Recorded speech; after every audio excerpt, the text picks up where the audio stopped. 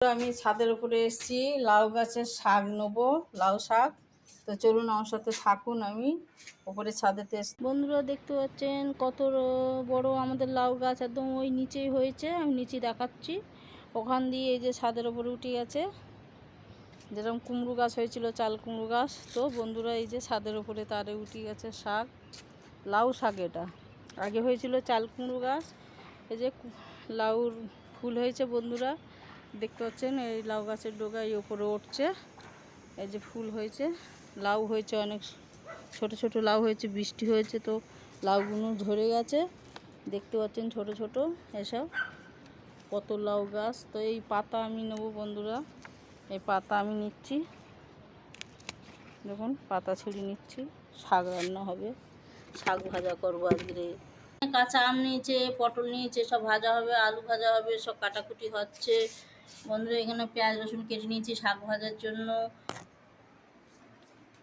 বন্ধুরা। তেলা কচুর পাতা হয়, সেই তেলা কচুর পাতার শাক এখানে আমরা নিয়েছি, লাউ শাকের সাথে ভাজা করে নেবো বন্ধুরা। তো আপনারা দেখতেই পাচ্ছেন এখানে আমি নিচ্ছি। তো এই শাক রান্না আমি আজকে ছাড়বো, তো পরের ভিডিওতে আপনাদের সব শাক রান্না ছেড়ে দেবো। তো বন্ধুরা আমি এই আদা রসুন খেতে দিয়ে দিলাম, পেঁয়াজটা দিয়ে দিলাম,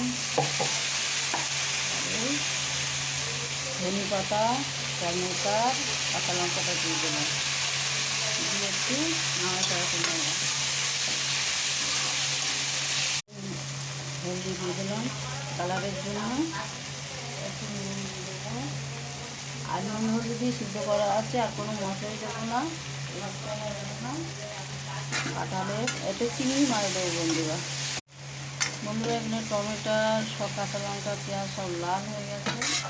তো আমি চিংড়ি মাছটা এর মধ্যে দিয়ে দেবো। দেখুন চিংড়ি মাছ ভেজে রেখে দিয়েছি, এই ঢেলে দিলাম, দিয়ে একটু নাড়াচাড়া করে নেবো।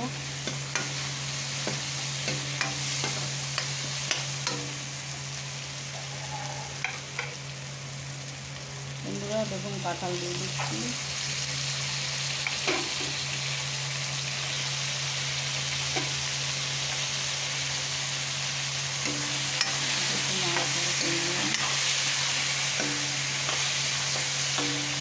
আমি ছাদে গেছিলাম, কিছুটা লাউ শাক তুলে নিয়ে এসেছি, কিছুটা তেলা কচুর পাতা ছিঁড়ে নিয়ে এসেছি। তো আমি পরে ভাজা করে ছাড়বো, এটা আমি এখন ভিডিও দেখাচ্ছি না, আমি এখন রান্নার ভিডিও ছাড়ছি। কাঁঠাল আর চিংড়ি মাছের ছেড়ে দিচ্ছি, আমার টাইম হয়ে গেছে ছাড়বার ভিডিও, তো ছেড়ে দিচ্ছি। তো আপনারা দেখে নেবেন। বাই বাই বন্ধুরা। আর পরে আমি শাকের ভিডিওটা পরে ছেড়ে দেবো, আপনাদেরকে বলিয়ে দিচ্ছি। আমি যে শাকটা ওঠাচ্ছি ওটা পরে।